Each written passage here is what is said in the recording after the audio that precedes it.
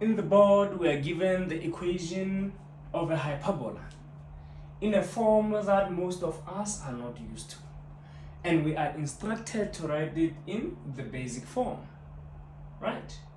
So we need to convert this f of x into the basic form so that we can easily extract the asymptotes.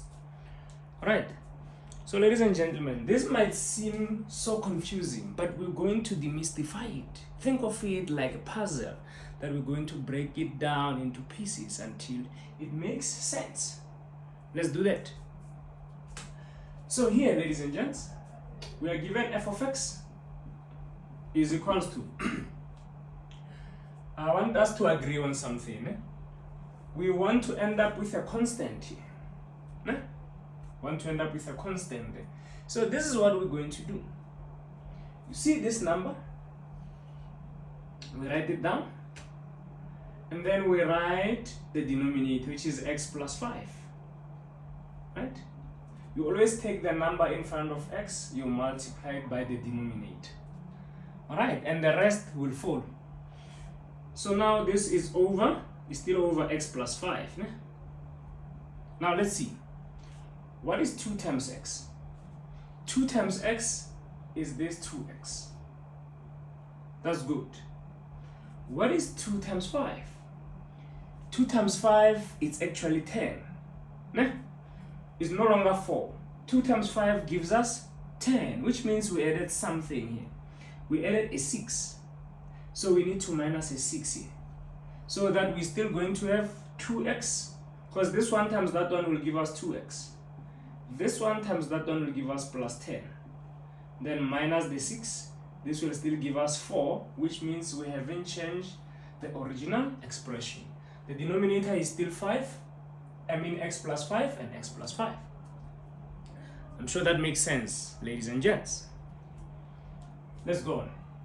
Then f of x will become 2x plus 5 over x plus 5 minus 6 over x plus 5. Here I applied the laws of algebra. If I have 1 over 2 plus 5 over 2, I can write it as 1 plus 5 all over 2.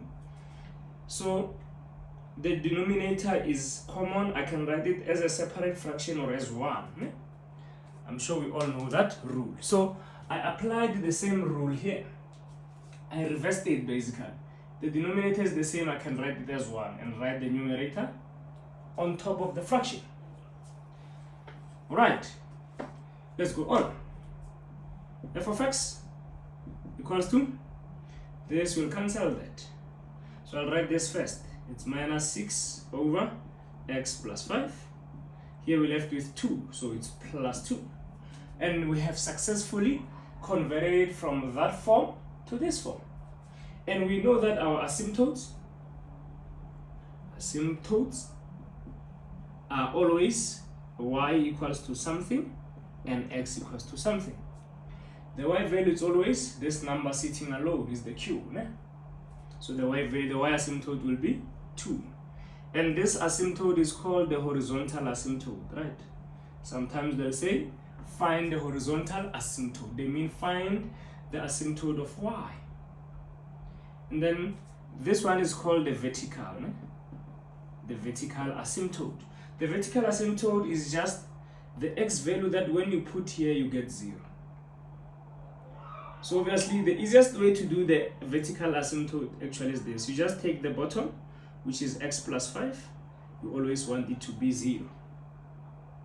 And then x will be minus 5. You solve for x, and that will be your vertical asymptote.